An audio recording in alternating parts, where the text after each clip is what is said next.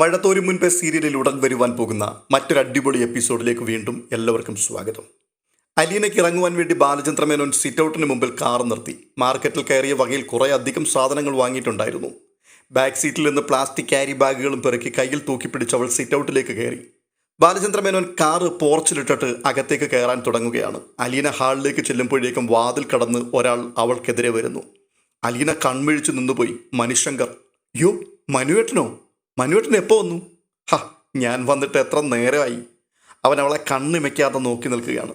Sorry മനുവേട്ടാ, ഞങ്ങൾ സ്കൂളിൽ നിന്ന് നേരെ മാർക്കറ്റിലേക്കാണ് പോയത്. അവിടെ നിന്ന് കുറേ പച്ചക്കറിയും പലവ്യഞ്ജനവും ഒക്കെ വാങ്ങി. അപ്പോൾ മനു, സാരമില്ല, എനിക്ക് ഇഷ്ടമുള്ളവർക്ക് വേണ്ടി ഞാൻ എത്ര സമയം വേണമെങ്കിലും വെയിറ്റ് ചെയ്യും, എന്ത് ത്യാഗവും സഹിക്കും. എല്ലാവരും അങ്ങനെയല്ല എന്ന് എനിക്കറിയാം. അയ്യോ, എന്താ മനുവേട്ട ഇങ്ങനെ? പരിഭവമൊക്കെ ഇതുവരെ മാറിയില്ലേ? ഈ മനുവേട്ടന് കൊച്ചു കുട്ടികളുടെ ശാഠ്യമുണ്ട് ചിലപ്പോൾ. സ്നേഹശാസനയായി ഈ വാക്കുകൾ പറഞ്ഞതിന് ശേഷം അലീന കിച്ചണിലേക്ക് കയറിപ്പോയി സാധനങ്ങളുമെല്ലാമായി. അപ്പോഴേക്കും ബാലചന്ദ്രമേനോൻ കയറി വരികയാണ്. മനുശങ്കർ പിന്നീട് ബാലചന്ദ്രനോടായി സംഭാഷണം. ആ സമയത്ത് ചായയ്ക്കുള്ള വെള്ളം സ്റ്റൗവിൽ വെച്ചിട്ട് അലീന ഡ്രസ്സ് പോലും മാറാതെ കോണിപ്പടി ഓടി കയറി മുകളിലെത്തി. രോഹിത്തിന്റെ മുറിയുടെ വാതിക്കൽ ചെന്ന് കിതച്ചുകൊണ്ട് അകത്തേക്ക് നോക്കുകയാണ്. അതെ, രോഹിത്ത് കിടക്കയിൽ തന്നെ കിടപ്പുണ്ട്. അലീനയെ കണ്ടപ്പോൾ അവന്റെ മുഖത്തൊരു തെളിച്ചമുണ്ടായി. അലീന അവന്റെ അരികിൽ ചെന്ന് കട്ടിലിരുന്നു. തുടർന്ന് അവൻ്റെ കവിളിലും നെറ്റിയിലും തലോടിക്കൊണ്ട് ചോദിക്കുകയാണ്, എങ്ങനെയുണ്ടടാ മോനെ, നീ നല്ലവണ്ണം ഉറങ്ങിയോ?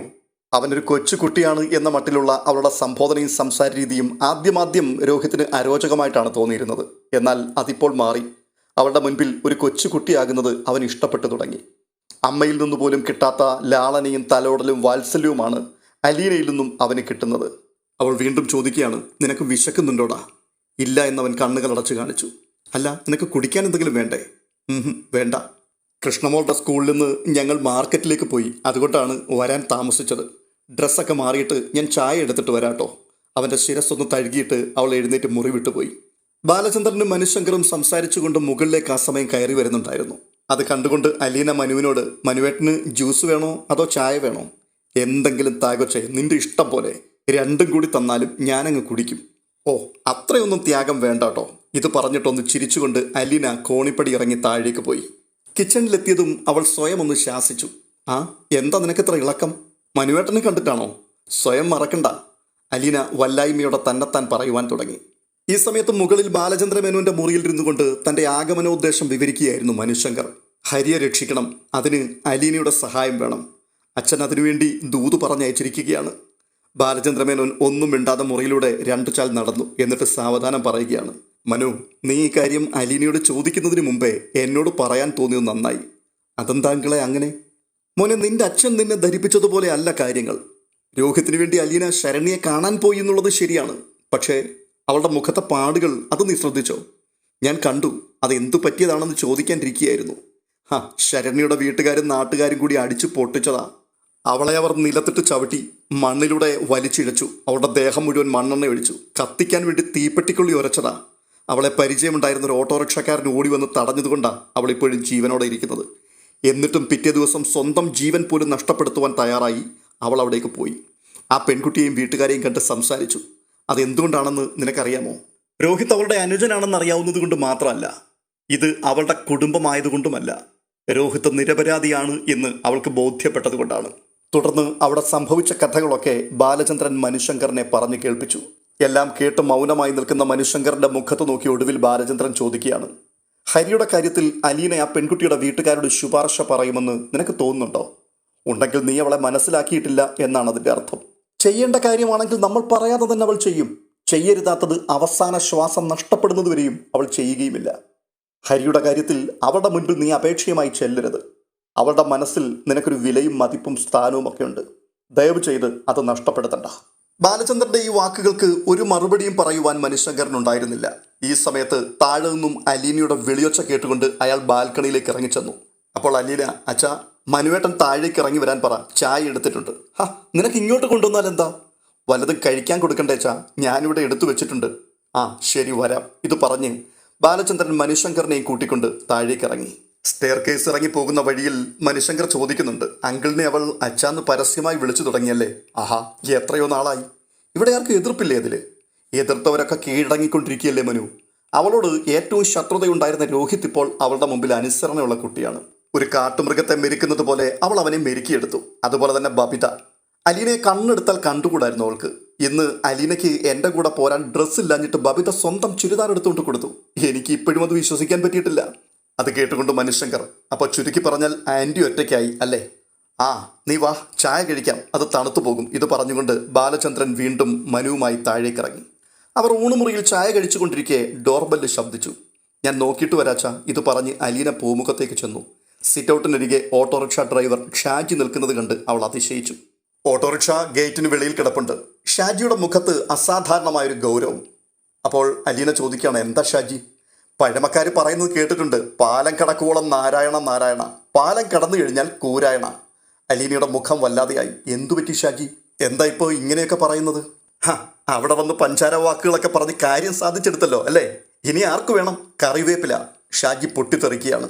അലീനെ അമ്പരപ്പോടുകൂടി അവനെ തന്നെ നോക്കി നിൽക്കുന്നു.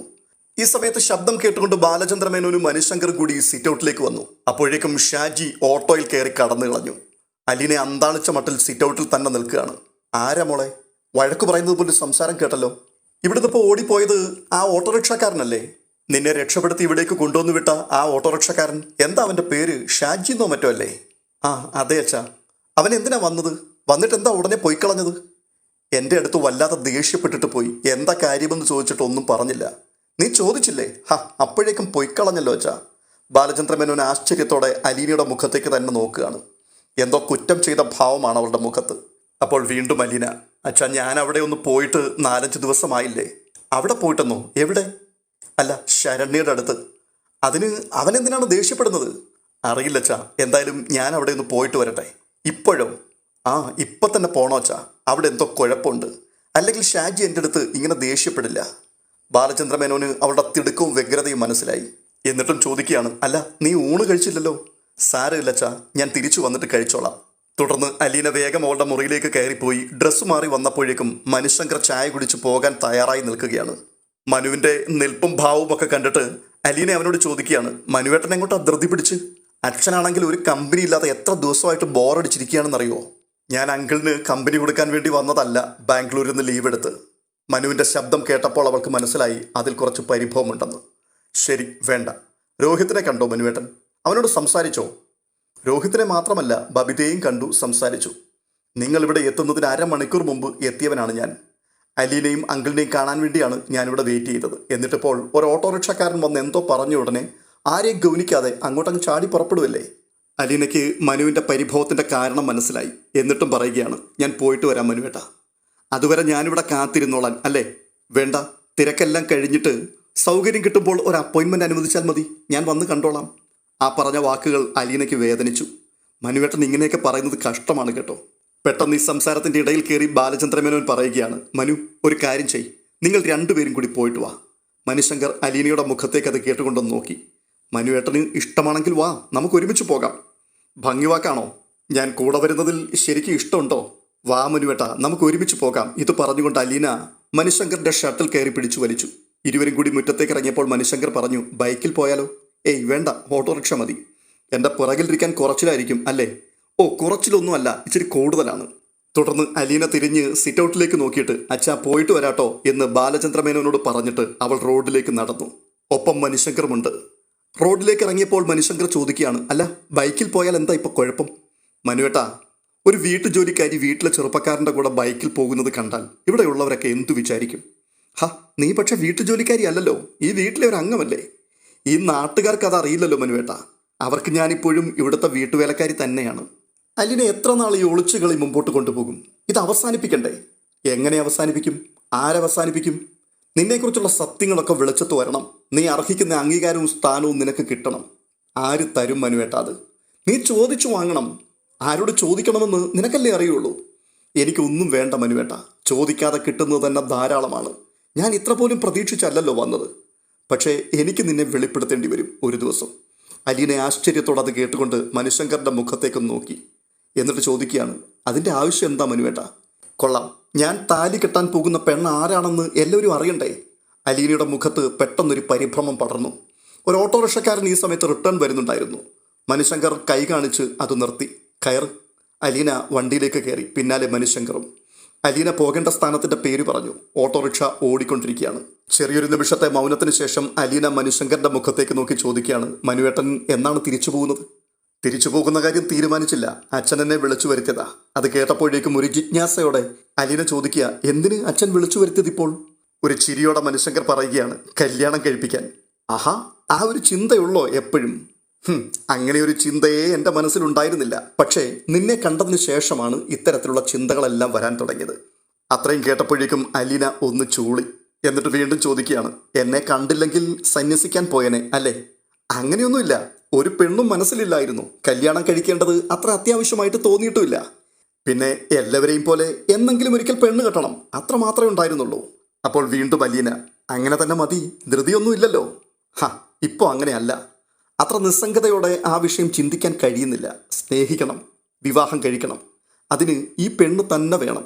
അതൊരഭിലാഷമാണ്, ആവേശമാണ്, കൊതിയാണ്. ഇത്രയും കേട്ടപ്പോഴേക്കും അവളുടെ മുഖമൊന്ന് കൂമ്പുന്നത് അവൻ ശ്രദ്ധിച്ചു. തുടർന്ന് വീണ്ടും പറയുകയാണ്, ഇതുവരെ ഞാൻ വിചാരിച്ചിരുന്നത് എൻ്റെ ഹൃദയം പിടിക്കുന്നത് എനിക്ക് വേണ്ടി മാത്രമാണെന്നായിരുന്നു. പക്ഷെ ഇപ്പോഴെനിക്ക് മനസ്സിലാകുന്നു, എനിക്ക് വേണ്ടിയല്ല, അത് മറ്റൊരാൾക്ക് വേണ്ടി കൂടിയാണെന്ന്. ഇത് പറഞ്ഞ് പുറത്തേക്ക് നോക്കിക്കൊണ്ട് മനുശങ്കർ ഒന്ന് ചിരിച്ചു. ഇതൊരു തരം വട്ടാണെന്നൊക്കെ എനിക്കറിയാം. പിന്നെ ഒരു സമാധാനം, എനിക്ക് മാത്രമല്ലല്ലോ ഈ വട്ട്, എല്ലാ ജീവജാലങ്ങൾക്കും ഉണ്ടല്ലോ. ഈ സംഭാഷണങ്ങളൊക്കെ ഓട്ടോറിക്ഷക്കാരൻ കാതോർക്കുന്നുണ്ടോ എന്ന ആശങ്കയിലായിരുന്നു അലീന. അതുകൊണ്ട് തന്നെ ഒരപേക്ഷാ ഭാവത്തിൽ മനുശങ്കറിന്റെ മുഖത്തേക്ക് അവൾ നോക്കി. ശരി, ഇനി ഞാനൊന്നും പറയുന്നില്ല. പക്ഷേ ഞാനൊന്നും അറിഞ്ഞില്ലായിരുന്നു, മനസ്സ് തുറന്ന് കാണിച്ചില്ല എന്നൊന്നും ഇനി ഒഴിവുകഴിവ് പറഞ്ഞേക്കരുത്.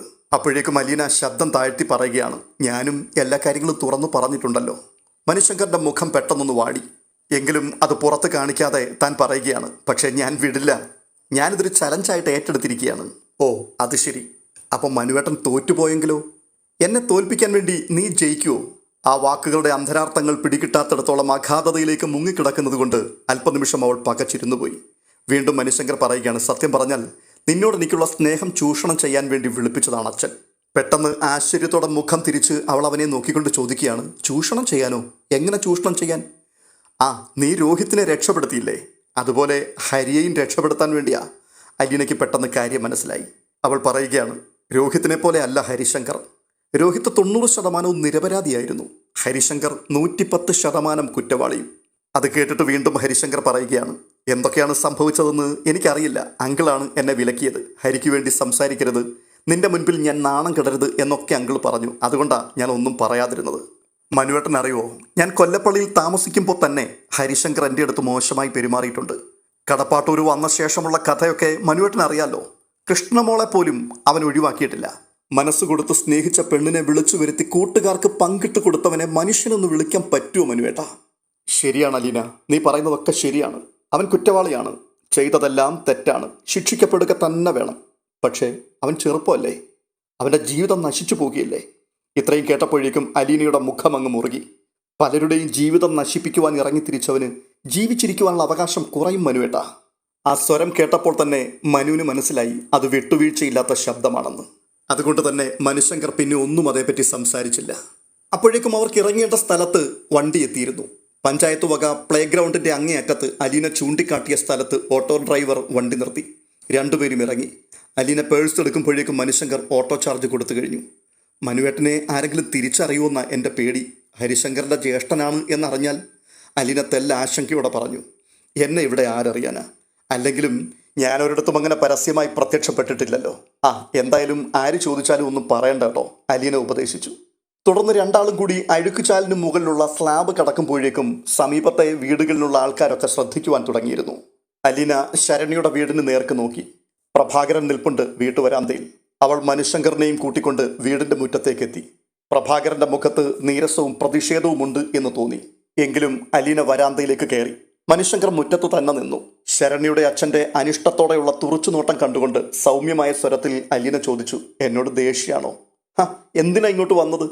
ശരണ്യെ കാണാൻ എനിക്കിവിടെ വന്നുകൂടെ? അവളെ കൊണ്ടുള്ള കാര്യങ്ങളെല്ലാം സാധിച്ചു കഴിഞ്ഞില്ലേ, ഇനി എന്തിനാ അവളെ കാണുന്നത്? അവളെ കൊണ്ട് ഇനിയും എന്തെങ്കിലും കാര്യങ്ങൾ സാധിക്കാനുണ്ടായിരിക്കും അല്ലേ? പഞ്ചാര വാക്കെല്ലാം പറഞ്ഞു വശീകരിച്ച് മനസ്സു മയക്കി. എന്നിട്ടിപ്പോ വീണ്ടും വന്നിരിക്കുന്നു. വാതിക്കലെ സംസാരം കേട്ടുകൊണ്ട് ശ്രീലതയും അവിടേക്ക് എത്തി. പെട്ടെന്ന് അലീന അവരുടെ മുഖത്തേക്ക് നോക്കിയിട്ട് ചോദിക്കുകയാണ്, ഞാൻ അവളോട് എന്തെങ്കിലും വാങ്ങിച്ചോ? അമ്മ പറ. ഞാൻ എൻ്റെ കയ്യിലുള്ളത് കൊടുക്കുകയല്ലേ ചെയ്തുള്ളൂ. എൻ്റെ കയ്യിലുണ്ടായിരുന്ന ധൈര്യം, ആത്മവിശ്വാസം ഇതൊക്കെ ഞാൻ അവൾക്ക് കൊടുക്കുകയായിരുന്നു. അലീന ഇത്രയും പറയുമ്പോഴും ശ്രീലതയുടെ കണ്ണുകളിൽ പിണക്കം മായുന്നില്ല. ശരണ്യ എവിടെ? ഞാൻ അവളെ ഒന്ന് കാണട്ടെ എന്ന് പറഞ്ഞുകൊണ്ട് അലീന മുറിക്കുള്ളിലേക്ക് നോക്കുമ്പോൾ പ്രഭാകരൻ നെടിയ വശത്തെ വാതിൽ നിന്നും അല്പം അകന്നു നിന്നു. ഒരു നിഴൽ അകത്തനങ്ങുന്നത് കണ്ടു. പാതിചാരിയ വാതിലിനപ്പുറം നിൽക്കുകയായിരുന്നു ശരണ്യെന്ന് അവൾക്ക് മനസ്സിലായി. അലീന വാതിലിനടുത്തേക്ക് ചെന്ന് അകത്തേക്ക് തല നീട്ടി. എന്നിട്ട് കള്ളി ഒളിച്ചു നിൽക്കുകയായിരുന്നു നീ ഇവിടെ. പെട്ടെന്ന് അകത്തു നിന്നും ഒരു കരച്ചിൽ കേട്ടു. അയ്യോ, മോള് കരയാണോ? നീ ഇങ്ങോട്ട് ഇറങ്ങി വന്നേ. ഇല്ല, ഞാൻ വരില്ല. അകത്തു നിന്ന് തേങ്ങലിനൊപ്പം ശാഠ്യം പിടിച്ച ശബ്ദം. എന്നാ പിന്നെ ഞാൻ അങ്ങോട്ട് വരാം. ഇത് പറഞ്ഞുകൊണ്ട് അലീനെ അകത്തേക്ക് കയറുവാൻ ഭാവിച്ചപ്പോഴേക്കും വാതിലടഞ്ഞ് ശരണ്യ പിണങ്ങി നിൽക്കുകയാണ്. അത് കണ്ടുകൊണ്ട് ശ്രീലത വളരെ സങ്കടത്തോടെ പറയുക, ഇന്നലെയും ഇന്നും ഒരു വഹ കഴിച്ചിട്ടില്ലവൾ, നിരാഹാരമാണ്. ഓരോ ദിവസവും അലീന ചേച്ചി വരുന്നു നോക്കിയിരിക്കുകയാണ്. ഇന്നിപ്പോൾ 5 ദിവസമായി. അവൾക്ക് ഒരുപാട് കാര്യങ്ങൾ ചോദിക്കാനുണ്ട്. ഇവിടെ ഫണ്ട് പിരിവ് നടക്കുന്നു. അവളോട് പുറത്തിറങ്ങരുതെന്ന് പറയുന്നു. ഇനി പഠിക്കാൻ പോകണ്ടെന്ന് കൽപ്പിക്കുന്നു. ജോലി കിട്ടാൻ വേണ്ടി മന്ത്രിക്കുള്ള അപേക്ഷയിൽ ഒപ്പിടുവിക്കുവാൻ ശ്രമിക്കുന്നു. അവൾക്കെല്ലാം സംശയങ്ങളാ. ആരോട് ചോദിക്കും? അലീന ചേച്ചിയെ മാത്രമേ അവൾക്ക് വിശ്വാസമുള്ളൂ. അലീന ചേച്ചി പറ്റിച്ചു എന്നും പറഞ്ഞ് കരച്ചില്ല. ഞങ്ങൾക്കും അറിയില്ലല്ലോ എന്താ ചെയ്യേണ്ടതെന്ന്. അത്രയും കേട്ടപ്പോഴേക്കും സംഗതി താൻ ഉദ്ദേശിച്ചതിനേക്കാൾ ഗൗരവമുള്ളതാണെന്ന് അലീനയ്ക്ക് മനസ്സിലായി. അവൾ വാതിലിൽ മെല്ലെ തട്ടി. മോളെ ശരണ്യെ. പ്രതികരണമൊന്നുമില്ല. അല്പം ബലം പ്രയോഗിച്ച് വാതിൽ തള്ളി തുറന്ന് അലീന അകത്തേക്ക് കയറി. ചുമരിൽ മുഖം കുനിച്ചു നിൽക്കുകയാണ് ശരണ്യ. ഇടയ്ക്കിടെ കൈ ഉയർത്തി കണ്ണു തുടയ്ക്കുന്നുണ്ട്. സങ്കടം കലർന്നൊരു വാത്സല്യത്തോടെ അലീന വിളിച്ചു, മോളെ. ശരണ്യ നിറകണ്ണുകൾ ഉയർത്തി അലീനയുടെ മുഖത്തേക്ക് നോക്കിയിട്ട്, എന്നെ വേണ്ടല്ലോ. ഇത്രയും പറഞ്ഞിട്ട് തേങ്ങലോടെ അവൾ മുഖം വെട്ടിച്ചു. അലീന അവളുടെ തോളത്ത് പിടിച്ചപ്പോഴേക്കും അവൾ കുതറി. ചേച്ചി ഇങ്ങ് വന്നില്ലേ? പിന്നെന്തിനാ ഇത്ര പിണക്കം? അലീന അവളെ ആശ്ലേഷിക്കാൻ ഭാവിച്ചപ്പോൾ അവൾ പ്രതിഷേധിച്ചു. അപ്പോഴേക്കും അലീന അവളെ ബലമായി കെട്ടിപ്പിടിച്ചു. തുടർന്ന് അവളുടെ ചെവിക്കരികിലേക്ക് ചുണ്ടുകൾ കൊണ്ടുപോയി സോറി സോറി സോറി എന്ന് പറയുമ്പോൾ ശരണ്യ അവളുടെ ചുമലിലേക്ക് മുഖം വെച്ച് ഏങ്ങലടിച്ച് കരഞ്ഞുകൊണ്ടായിരുന്നു. പ്രഭാകരൻ മുറ്റത്തു നിന്ന മനുശങ്കറിനോട് വരാന്തയിലേക്ക് കയറിയിരിക്കുവാൻ പറഞ്ഞ് കസേര നീട്ടിയിട്ട് കൊടുത്തു. മനുശങ്കർ വരാന്തയിലേക്ക് കയറി. വാതിലിലൂടെ അകത്തെ രംഗങ്ങളൊക്കെ അവന് കാണാമായിരുന്നു. അലീനയുടെ കരവലയത്തിനുള്ളിലാണ് ശരണ്യ. അവളുടെ മുഖം അവന് കാണുവാൻ വയ്യ. കരച്ചിലിന്റെ ശക്തി കുറഞ്ഞിട്ടുണ്ട്. അലീന അവളെ തഴുകിയും തലോടിയും കണ്ണുനീർ തുടച്ചും നെറ്റിയിലും നെറുകയിലും വാത്സല്യാതിരേകത്തോടെ ചുംബിക്കുന്നത് അവന് കാണുവാൻ കഴിയുന്നുണ്ടായിരുന്നു. ആ കാഴ്ചയിൽ നിന്ന് കണ്ണെടുക്കാതെ നോക്കി നിൽക്കുന്ന മനുശങ്കറിനോട് പ്രഭാകരൻ പറഞ്ഞു, തകർന്നു പോയതാ എൻ്റെ മോള്. ആ കുട്ടിയാ കൈ പിടിച്ച് എഴുന്നേൽപ്പിച്ചത്. മനുഷ്യരുടെ മുമ്പിൽ ഇറങ്ങി നടക്കുവാനും ഇനി ജീവിക്കുവാനും ഒക്കെയുള്ള ധൈര്യം കൊടുത്തത് ആ കുട്ടിയാണ്. പക്ഷെ പെട്ടെന്ന് നോക്കുമ്പോൾ ആളെ കാണാനില്ല. മറുവശത്ത് മൊഴി മാറ്റി പറഞ്ഞൊരുത്തനെ രക്ഷപ്പെടാൻ അനുവദിച്ചില്ലേ എന്നുള്ള കുറ്റപ്പെടുത്തലും വഴക്കും. ശരിക്കും ഊന്നുവടി ഇല്ലാതെയായി പോയതുപോലെയായി എൻ്റെ മോള്. അയാൾ പറയുന്നതെല്ലാം കേട്ട് മനുശങ്കർ തലയാട്ടിക്കൊണ്ടേയിരുന്നു. ഈ സമയത്ത് അകത്ത് ശരണ്യയോട് അലീന വീണ്ടും സംസാരിക്കുകയാണ്. വരാൻ പറ്റാത്ത അവസ്ഥയായിരുന്നു. ഞാൻ നിന്നെ മറന്നിട്ടാണെന്ന് കരുതിയോ? ഒരു ദിവസം ഞാനിവിടേക്ക് വന്നതാണ്. അപ്പോൾ എല്ലാവരും കൂടി എന്നെ ആട്ടി ഓടിച്ചു. ഇതിനിടയിൽ കയറി ശ്രീലത പറയുന്നുണ്ട്, അവളോട് വല്ലതും കഴിക്കാൻ പറവച്ചേ. ഇന്നത്തെ പട്ടിണിയും കൂടി ആയപ്പോഴേക്കും കൊച്ചു കോലം കെട്ടു. അത് കേട്ടപ്പോൾ അലീന സ്നേഹത്തോടു കൂടി ശാസിക്കുകയാണ്, നീ ഇങ്ങനെ വാശി പിടിച്ചാൽ കൊള്ളാമോ? കൊച്ചുകുട്ടിയൊന്നും അല്ലല്ലോ നീ. തുടർന്ന് ശരണ്യെ അടുക്കളയിലേക്ക് കൂട്ടിക്കൊണ്ടുപോയി ശ്രീലതയെ കൊണ്ട് ആഹാരം വിളമ്പിച്ചു. തുടർന്ന് ശരണ്യെ കൊണ്ട് ആ ഭക്ഷണം കഴിപ്പിക്കുന്നതിനിടയിൽ പറയുകയാണ്, അവിടെയും ഒരാൾ ഇങ്ങനെ തന്നെയായിരുന്നു. ജയിലിൽ നിന്നിറങ്ങിയപ്പോൾ മുതൽ പട്ടിണി. അവന് ജീവിക്കണ്ട. ആരെന്തു പറഞ്ഞിട്ടും വാശിക്ക് ഒരു മാറ്റവുമില്ല. ഇടയ്ക്ക് അസുഖവും പിടികൂടി. പൊള്ളുന്ന പനി, നെഞ്ചിന് നീർക്കെട്ട്, ടോൺസിലൈറ്റിസ് എല്ലാം കൂടി വന്നിട്ട് മരുന്ന് കഴിക്കില്ലെന്ന് പോലും വാശിയിലായിരുന്നു. ഞാൻ ഉറക്കളച്ച് കൂടെ ഇരുന്ന് ഇപ്പോൾ ഒരുവിധം ഇണക്കിയെടുത്തു. അലീന ഇത് വിശദീകരിക്കുന്നതിനിടയിൽ വീടിൻ്റെ തിണ്ണയിൽ ആരൊക്കെയോ സംസാരിക്കുന്നത് കേൾക്കാമായിരുന്നു. അലീന എത്തിയിട്ടുണ്ട് എന്നറിഞ്ഞ് അയൽ വീടുകളിൽ നിന്നുള്ള ആൾക്കാർ സംസാരിക്കാൻ വന്നിരിക്കുകയാണ്. അപ്പോൾ ശരണ്യ പറയുകയാണ്, ഓരോ ദിവസവും ഓരോരുത്തർ വരും ചേച്ചി. അവരൊക്കെ ഓരോരോ അഭിപ്രായം പറയും. ഒരു കൂട്ടർ പറയും ഇനി പഠിക്കണ്ട, വേറൊരു കൂട്ടർ പറയും പുറത്തോട്ടൊന്നും ഇനി ഇറങ്ങി നടക്കുക വേണ്ട, ഈ വീടൊക്കെ വിറ്റിട്ട് നാട് വിട്ടു പോയിക്കൊള്ളാൻ വേറെ കുറച്ചു പേർ ഉപദേശിക്കുന്നു. ഇതിനൊക്കെ പുറമെ സമുദായക്കാരും പാർട്ടിക്കാരും മഹിളാ സമാജവും അച്ഛനും അമ്മയ്ക്കും ഒരു നിശ്ചയവുമില്ല എന്താ വേണ്ടതെന്ന്. എനിക്കാണെ ഭ്രാന്ത് പിടിക്കുന്നത് പോലെ ആയിപ്പോയി. ചേച്ചിയെ ഒന്ന് കണ്ടിരുന്നെങ്കിൽ എന്ന് കൊതിച്ചു, പക്ഷെ കാണാനുമില്ല. ഇത് പറഞ്ഞുകൊണ്ടിരിക്കുമ്പോൾ പ്രഭാകരൻ നായർ അടുക്കളയിലേക്ക് കയറി വന്നു. അയാൾ പറയുകയാണ്, അതെ, കുട്ടിയെ കാണാനാ ഈ ആൾക്കാർ വന്നിരിക്കുന്നത്. അവളൊന്ന് ഭക്ഷണം കഴിച്ചോട്ടെ, ഞാൻ വരാം. ആഹാരം കഴിച്ചതിനു ശേഷം ശരണ്യയും കൂട്ടി അവൾ വരാന്തയിലേക്ക് ചെന്നപ്പോൾ അവിടെ 15ഓളം പേർ കൂടിയിരിപ്പുണ്ട്.